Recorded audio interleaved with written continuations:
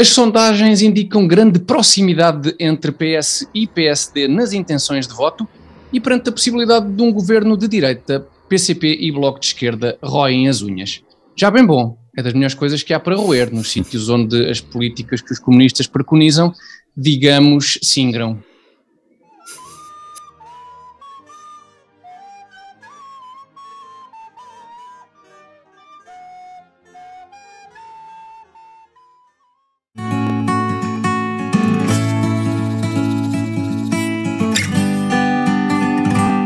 Comitê Central número 39, edição de 27 de janeiro de 2022. Estamos a escassos dias das eleições legislativas de 2022 e por isso vamos falar de tudo o que merece destaque nesta campanha eleitoral e de outras coisas que se têm passado na campanha, caso contrário a primeira parte do programa ficava mesmo muito curtinha. No Camarada da Semana vamos falar da personalidade que mais se tem destacado por estes dias, aliás, do ser, assim será mais correto, do ser que mais se tem destacado por estes dias, e na sessão de esclarecimento vamos destacar a importância que os pequenos partidos têm no nosso sistema eleitoral. Antes de mais, e convosco, como sempre, Alberto Gonçalves, Carlos Guimarães Pinto e eu próprio, Tiago Dores. Para começar, vamos então à campanha. Alberto, Carlos, estamos a pouco mais de 48 horas das eleições, a pouco mais de 24 horas do dia de reflexão, tempo, portanto, para discutir irrefletidamente o que se tem passado nesta campanha. Para onde vai o vosso destaque? Quo vadis? Pensei que ias perguntar para onde ia o nosso voto. Se perguntar ao Carlos era chato.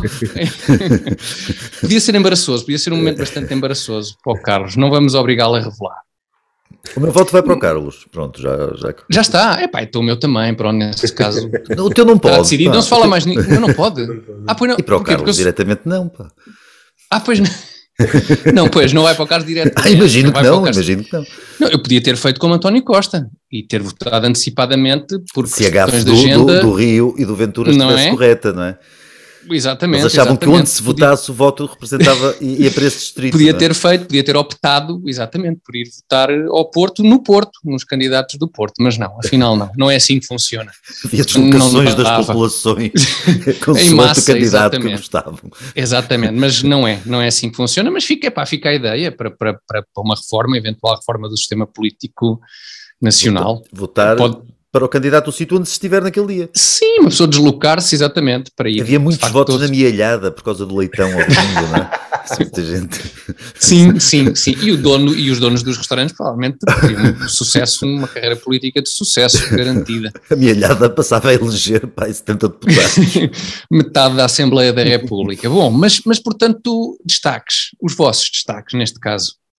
Uma vez que estão cá vocês, deixa o Carlos dizer qualquer coisa séria. Pois então não deixo. Carlos, por amor de Deus, então, avança. Há muitos destaques.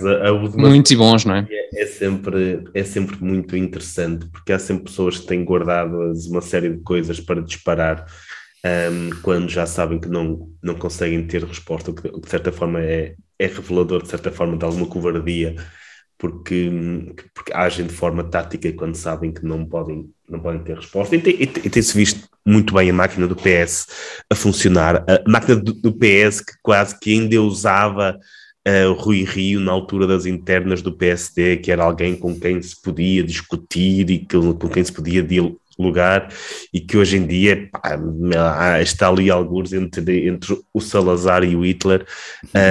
Já se descobriram não sei quantas histórias desde 2000 e não sei quanto, que se descobriram certamente apenas nas últimas 2 semanas, e de repente apareceram estas coisas, mas não é só com o Rui Rio. O PS está em 3 frentes, está numa frente contra o Rui Rio, e daí terem aparecido todas estas histórias, está numa frente contra a esquerda, e eu achei curioso ter aparecido uma senhora popular numa feira e tal, que veio explicar à Catarina Martins que ela podia ter deixado o orçamento ir para a especialidade e discutir e depois fazer uma segunda votação. Isso nas feiras não se fala de outra coisa, nas feiras e mercados deste país. A enorme literacia política nos mercados.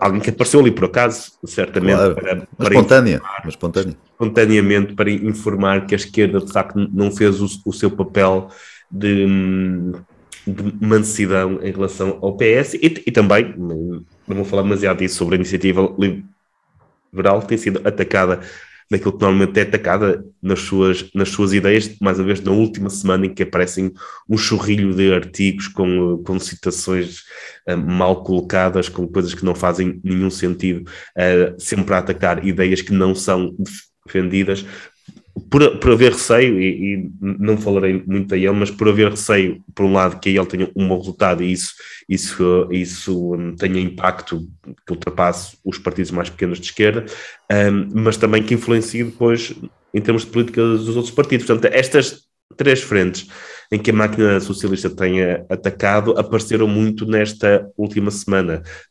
Mostrar Rui Rio como um ditador zeco que já desde os tempos da Câmara Municipal de Porto que era assim. Rui Rio, que lembro, foi um dos principais parceiros de Costa ao longo destes últimos 2 anos, em grande parte das coisas que ele fez.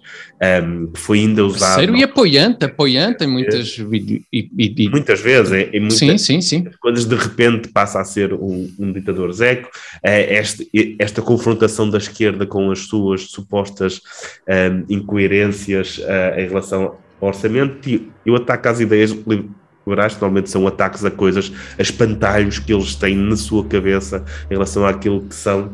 Mas isto é revelador do tipo de pessoas com quem estamos a lidar, que é a máquina do PS, que só sabe fazer uma coisa bem, que é conquistar o poder, mas também, de certa forma, e sem estar aqui a nomear especificamente, porque isto acaba por acontecer, depende muito mais dos jornalistas. Se quiseres, manda um WhatsApp, mandas um WhatsApp e eu nomeio aqui, se não quiseres estar tu a nomear.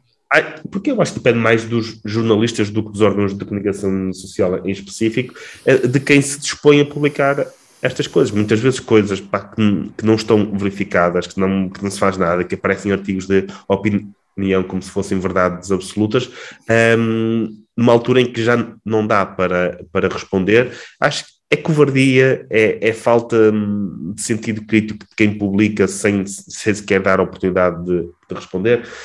Mas pronto, são as eleições em Portugal, são o país que temos, é a última semana e já se esperava que houvesse muitas coisas destas.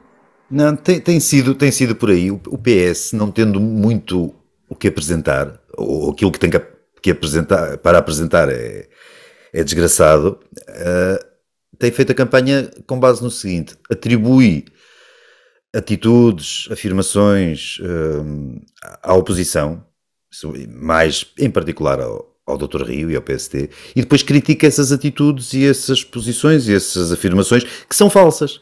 O PS inventa uma postura por parte da oposição.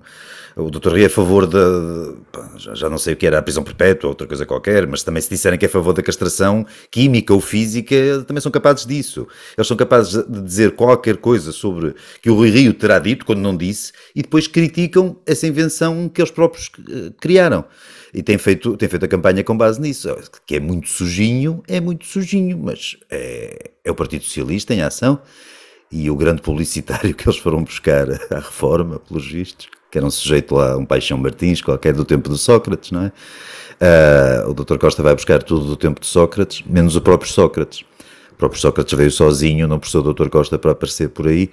Mas agora, e hoje ouvi mesmo há muito pouco, há coisa de uma hora, ouvi que para reforçar a campanha vinham aí pesos pesados, vinha aí desculpem os meus cães, peço muita desculpa. Não vinham os meus cães, mas vinha o Manuel Alegre, vinha o... Para quem era mais? Era o Francisco Assis, que entretanto foi posto em recato, já não é crítico da geringonça. E mais o Sérgio Sousa Pinto é que não tem entrado muito em campanha. É engraçado, não é? Também fiquei surpreendido. Só sacou isto, era preciso a coisa ser mesmo muito, muito grave para pedirem a Sérgio Sousa Pinto para aparecer. Quem apareceu também, o que apareceu também foi um António Costa numa versão boazinha nesta semana, não é? É um caso de bipolaridade. Tínhamos, no início da campanha, tínhamos o Dr. Costa, o primeiro-ministro cheio de basófia, da maioria absoluta, e agora nesta segunda semana temos o Sr. António, que é o político nascerão, que quer dar-se bem com toda a gente, que é uma simpatia e que quer entender-se com toda a gente. Só as para sondagens evitar são que... capazes de ter tido alguma influência nisso, não é? Achas que sim? Eu notei calhar. essa transformação do Dr. Costa em Chor António e achei também um dado interessante desta segunda semana de campanha. Em relação a Rui Rio, ao Nazizinho, eu não sei se por acaso, Carlos, tu estavas a dizer que, portanto, o Rui Rio estava ali algures entre Salazar e Nazi. Eu não sei se o Nazizinho é abaixo de Salazar ou fica mesmo entre Salazar e Nazi. Não sei se Nazizinho, convinha se calhar esclarecer isto, porque parece uma questão importante do ponto de vista político. Bom, em relação ao Bloco de Esquerda e ao PCP, parece haver algum desespero que levou a uma intervenção de Francisco Louçã. O Francisco Louçã interveio, e para dizer que o Bloco de Esquerda está perante provavelmente o ponto mais importante da sua história, numa altura em que pode haver necessidade de viabilizar um governo de esquerda, por todas as formas evitar que se forme um governo de direita. Acompanharam esta intervenção? Que vos pareceu? Do Louçã não sabia. Confesso. Exatamente, é Francisco Louçã, mas com pena. Sinto-me como ao Rui Rio, Sim, quando foi sim. informado que o Marcelo tinha chamado o Rangel para falar com ele. Pois não, é que Francisco Louçã... não faço a mínima ideia. Exatamente, aqui é um bocadinho mais grave, que num novo contrato com o PS, será a maior responsabilidade da história do Bloco de Esquerda. Tudo para que não haja condições para que um governo de direita volte a governar em Portugal. É aquilo também sabido gosto pela rotatividade democrática, Claro, tem que o Louçã claro. Exatamente. Alternância com ele. Também Jerónimo de Sousa está de volta, felizmente, está tudo bem com Jerónimo de Sousa, a pedir convergência e, portanto, neste momento toda a gente quer ser amiga de toda a gente. É um final de campanha num tom bastante simpático, eu diria, bastante afável, em que toda a gente pretende dar-se bem com toda a gente. Alberto e Carlos, mais algum aspecto? Mais um bocadinho, o PS faz um acordo pré-eleitoral com o PC e o B no sentido de aprovar o orçamento, e tudo isto foi em vão, não é? Pois isso poderia, se os votos depois corresponderem, mas quer dizer, dá a ideia que, dada esta amizade toda e esta vontade de diálogo, este ecumenismo todo, dá a ideia que se calhar não valia a pena ter ido para eleições. Eu por acaso tenho dito que não acredito que o PS fosse capaz de apresentar um orçamento diferente que pudesse ser aprovado pelo PCP e pelo Bloco de Esquerda, porque isso seria assumir que não era necessário ir para eleições e que seria uma enorme perda política ou uma derrota política para o PS e que envergonharia o PS. Eu esqueço-me sempre de uma coisa, que é o PS não tem vergonha. Não tem vergonha. Portanto, quem tem aquela torrente de casos que teve ao longo destes 6 anos, estar aqui a assumir implicitamente que foi para eleições por jogada política e não por não poder negociar,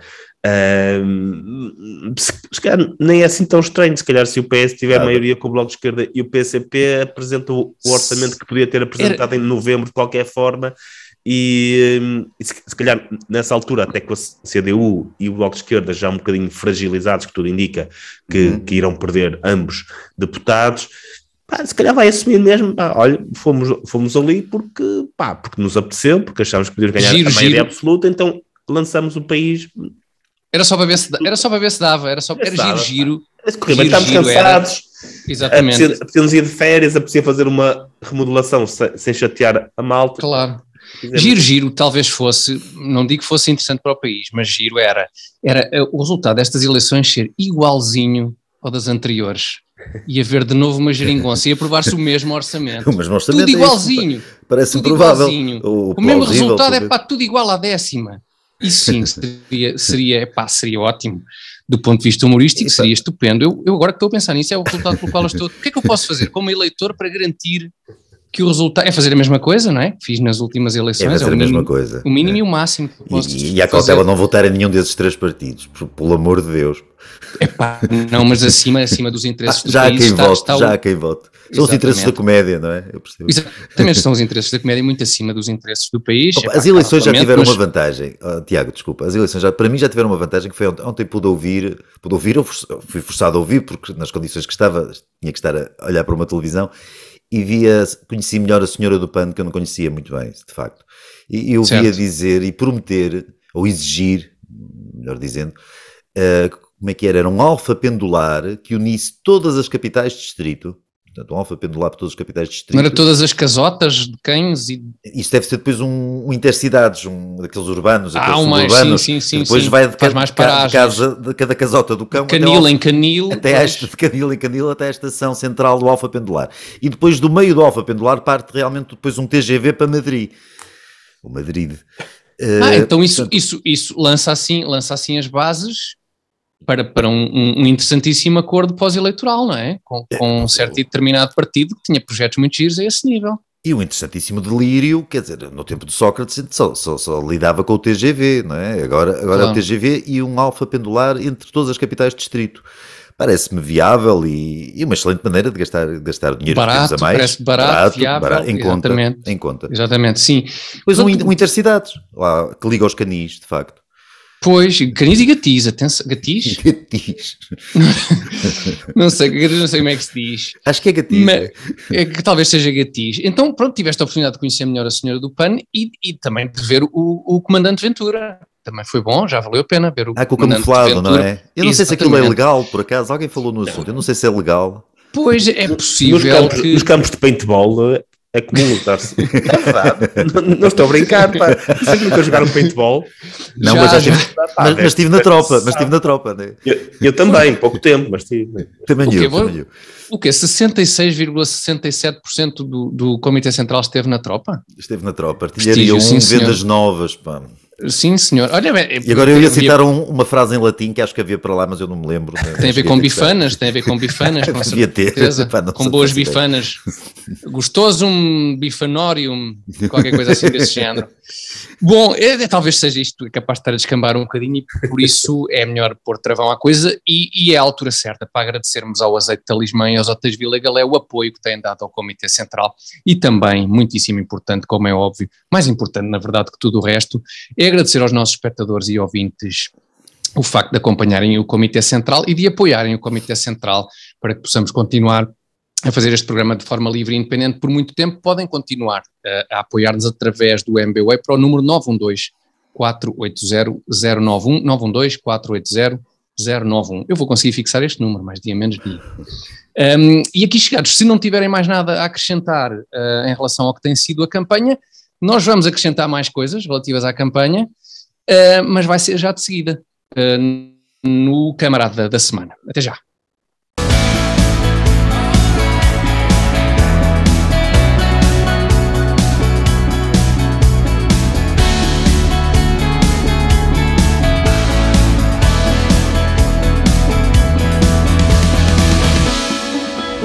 Ofereça bons momentos a quem mais gosta. Ofereça presentes Vila Galé.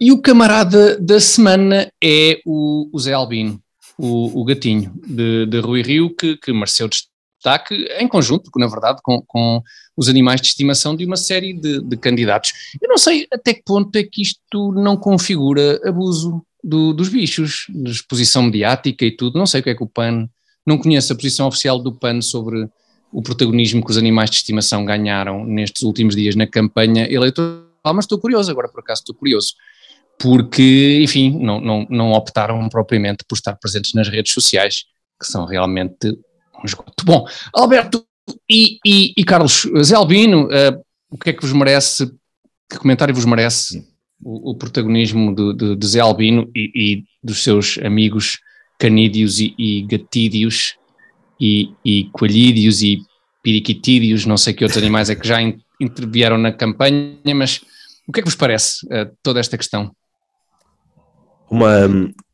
Achas que conseguimos partir daqui para uma coisa um bocadinho menos parva? Achas que é possível, Carlos? Eu vou responder uma coisa chata, pá, desculpa lá, não sei. Boa, não, mas eu acho que aqui justifica-se, ainda bem porque aqui justifica-se.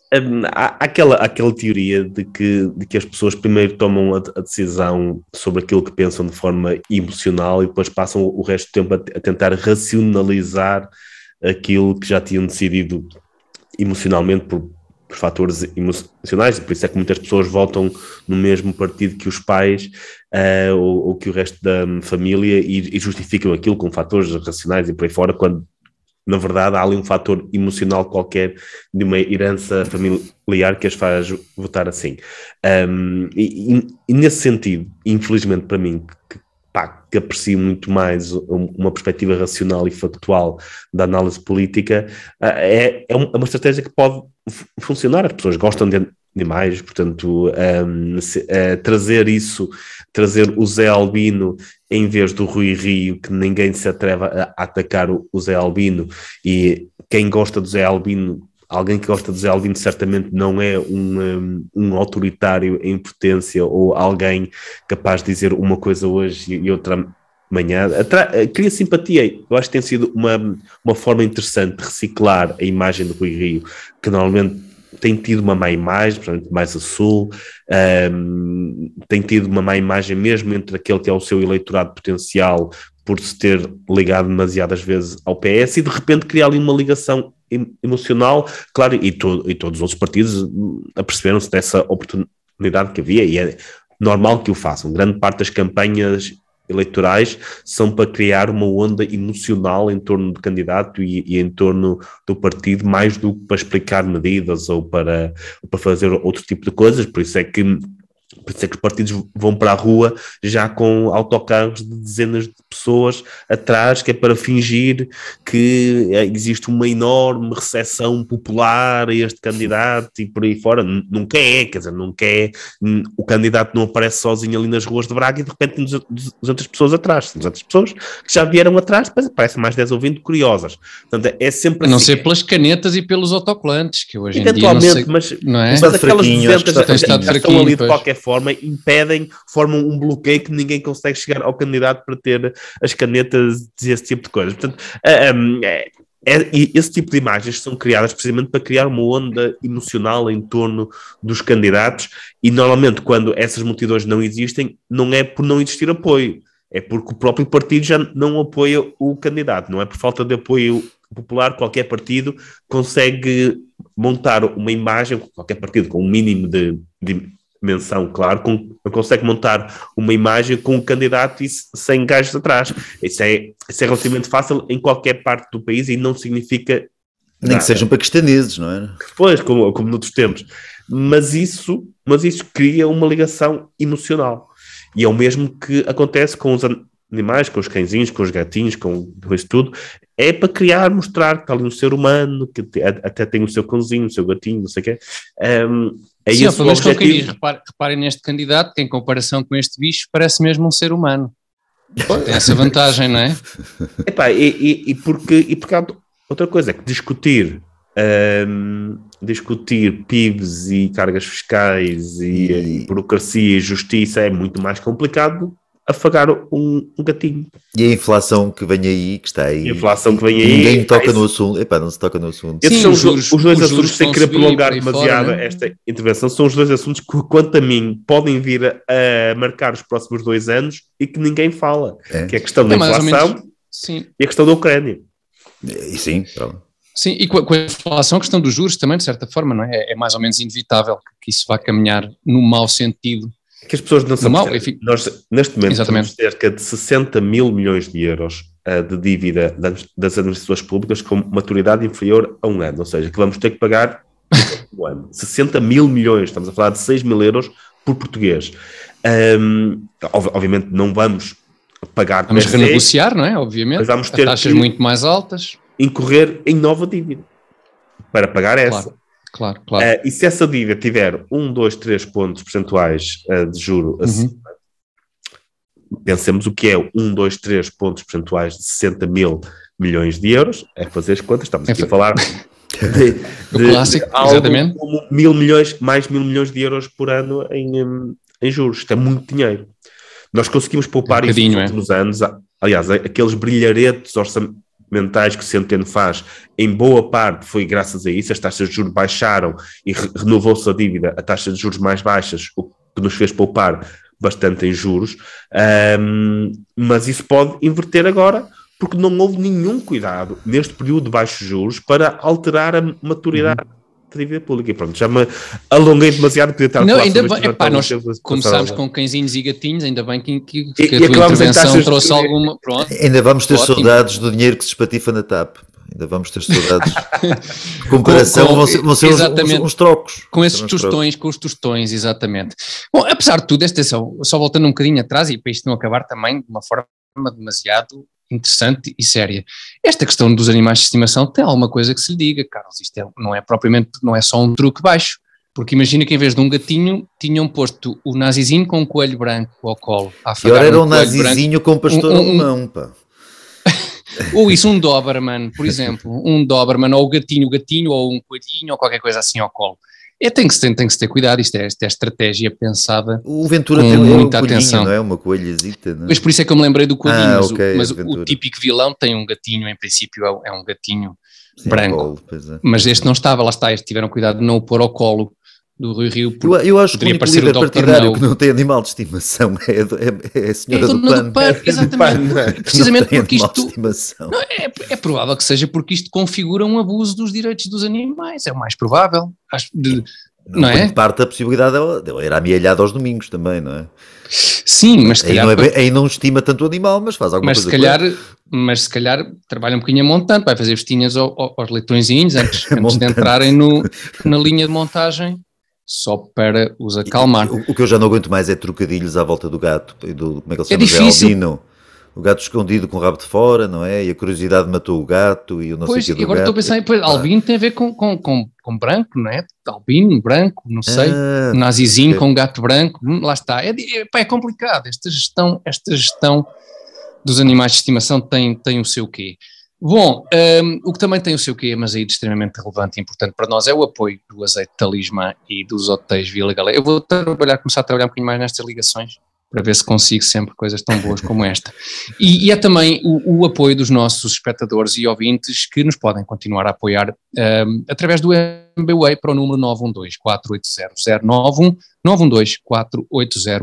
912-480-091. Nós voltamos de imediato com a nossa sessão de esclarecimento.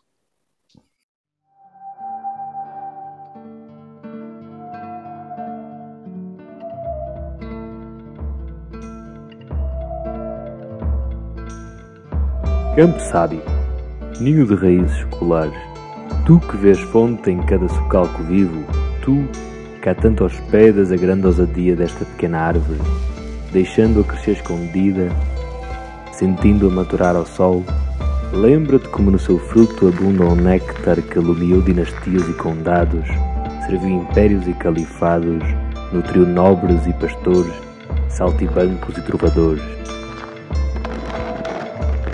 O nosso ouro líquido, hoje unindo aldeias a metrópoles no elevo de um sabor único, Campo Sábio, a tua bondade, aliada à energia do nosso zelo, constrói uma tradição que é já Talismã.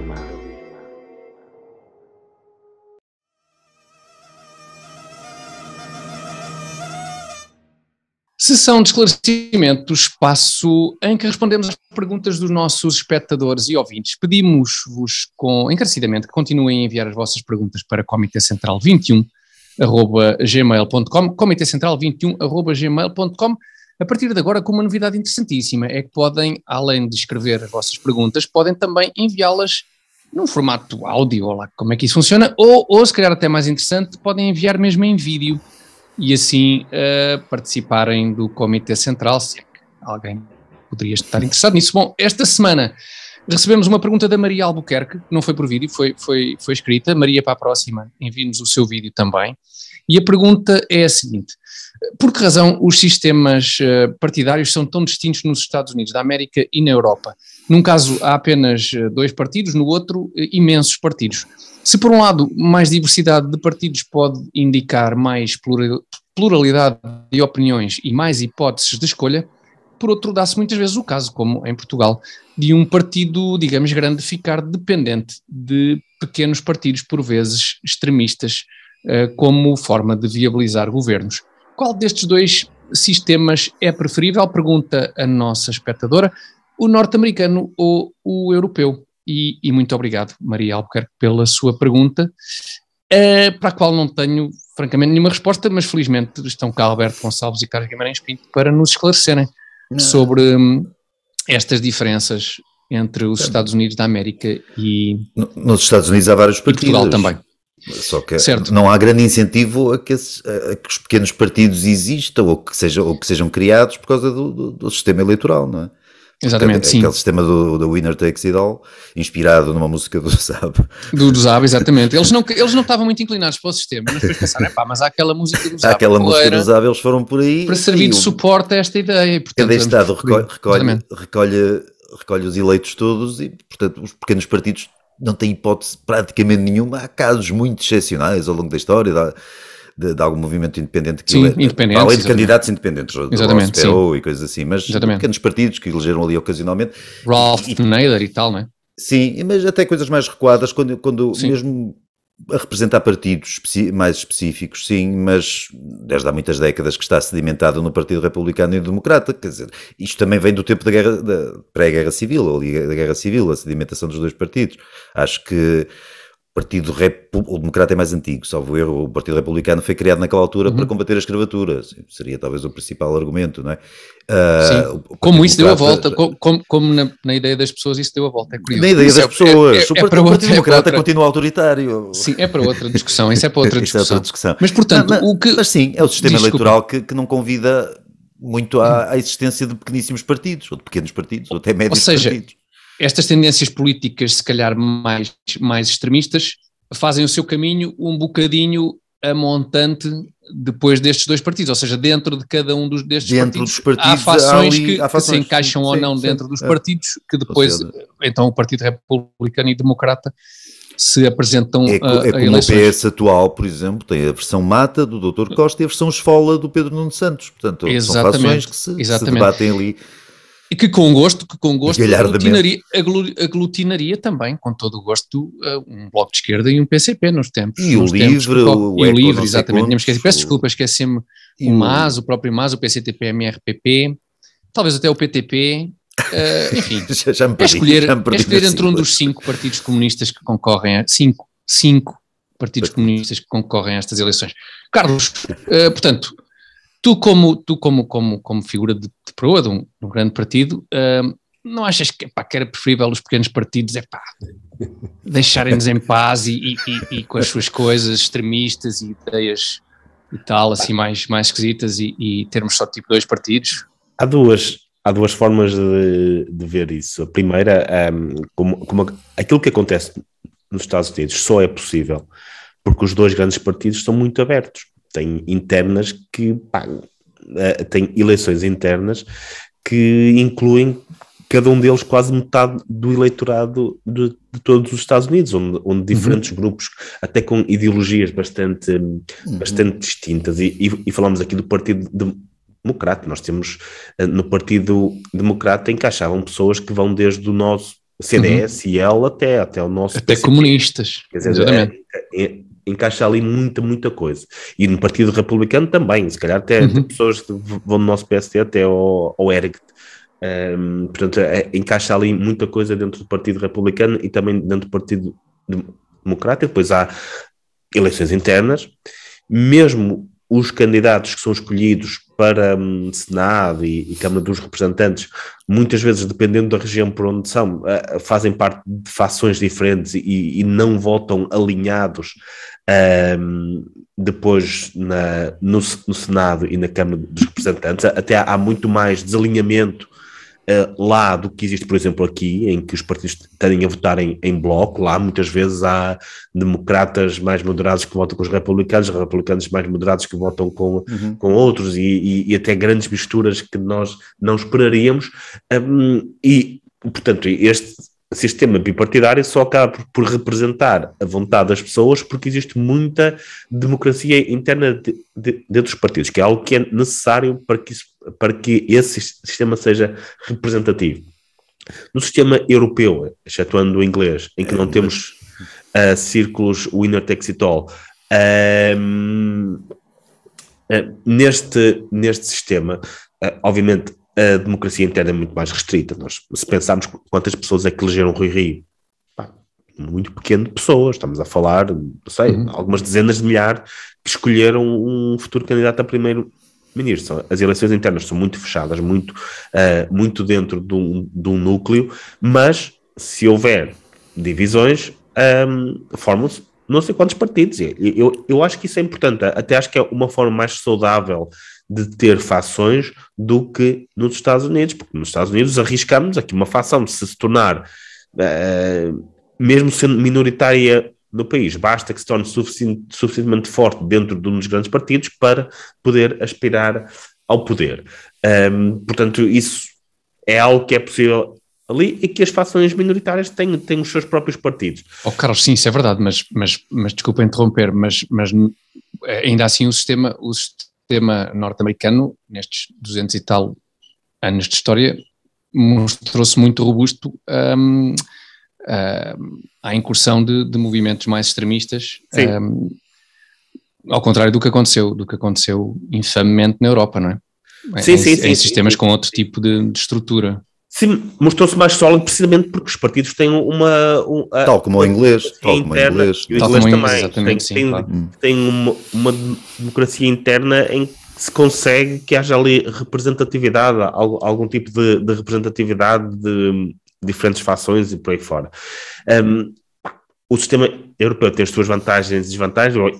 Eu acho que o português particularmente nem tem as vantagens de um nem de outro, porque não é muito proporcional, tem um problema grave. Para variarmos, temos tudo de mau do pior sistema e nada de bom do melhor, é isso? Nós podemos pensar que para ter maioria absoluta basta ter 40% dos votos, que muitas vezes é 50% do eleitorado. Portanto, 20% do eleitorado, não é? É muito representativo, é muito representativo, e os partidos mais pequenos, normalmente, por exemplo, falou-se a certa altura da possibilidade do PAN poder ter 2% dos votos, e se esses votos forem suficientemente espalhados pelo país, isso não representar nenhum deputado. Nenhum. Exatamente.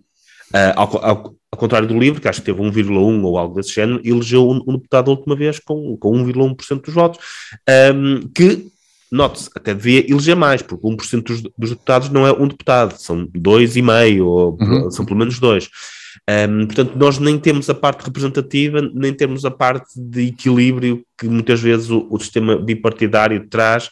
Nos Estados Unidos havia um bocadinho essa tendência, que eram os candidatos extremavam-se durante as primárias, durante as eleições internas, porque sabiam que o seu eleitorado era outro, e moderavam-se nas presidenciais. Exatamente, depois até se aproximavam, iam-se aproximando ao longo das presidenciais. E isso tem uma coisa boa, pelo menos uma coisa boa, é que as pessoas sabem melhor no que é que estão a votar, em que solução governativa é que estão a votar, do que, por exemplo, agora em Portugal, não é? Porque nós chegámos a um ponto em Portugal que neste momento, só mesmo depois das eleições, tudo é possível antes das eleições, nada é minimamente fiável, nem nada está minimamente fechado antes das eleições, quer dizer, basicamente tudo pode acontecer.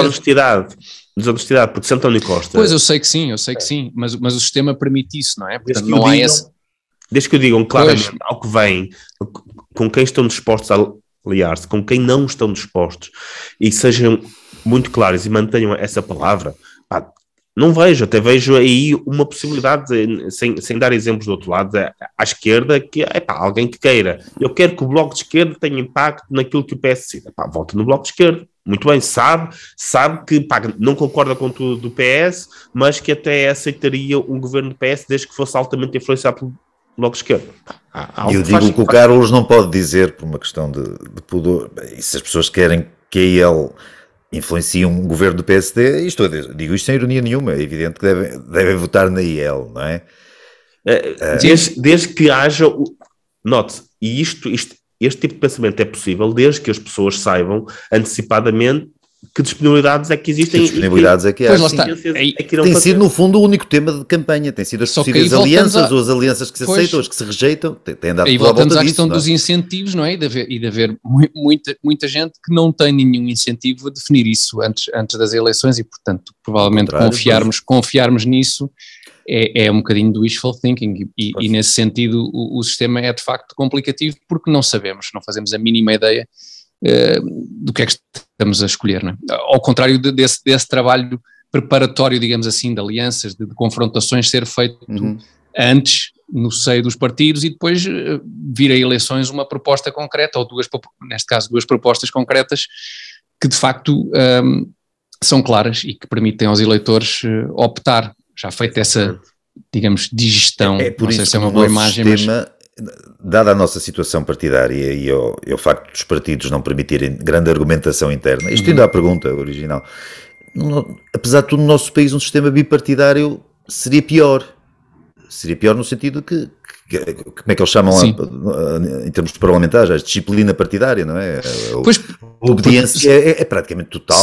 Seriam totalmente impermeáveis a novas ideias e a novas...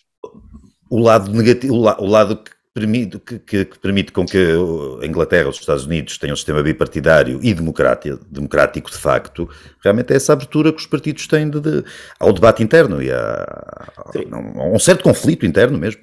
Isto que o Alberto disse é importante por uma coisa também. Como sempre, não é? Sim, isso era escusado de ter assinalado.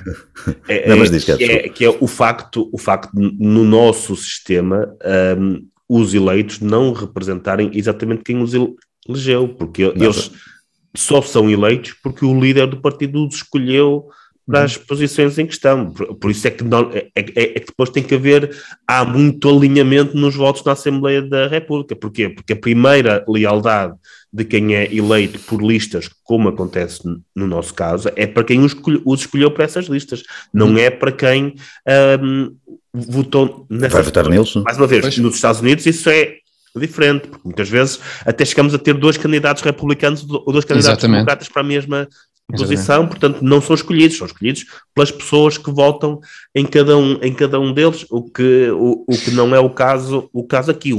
Eu vou, nos partidos pequenos é um bocado diferente, mas não tão diferente assim, mas nos partidos grandes, quer dizer, o 10º do PSD ou do PS por Lisboa, Porto, ou não sei o que acabará eleito em ambos os casos, ele deve a sua eleição não ao facto dos eleitores terem votado, mas porque alguém o colocou em 10º. Se alguém o tivesse colocado em 35º, o partido tinha exatamente o mesmo resultado e tinha sido outro eleito em vez dele. Portanto, ele não deve a sua eleição aos eleitores, mas deve a quem o colocou numa posição elegível.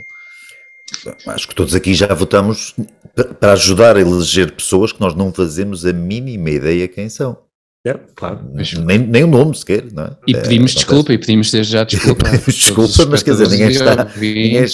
Mas desta vez vamos estar mais atentos. Vota num dos 2 partidos principais, não é? Sim, não está a ler aqueles 15 nenhuma. primeiros sujeitos que são eleitos no Porto ou Lisboa, não é? Exatamente. Agora, desculpa, só para terminar da minha parte. Nós temos, acho que num sistema como o nosso não há opção a esta questão dos múltiplos partidos.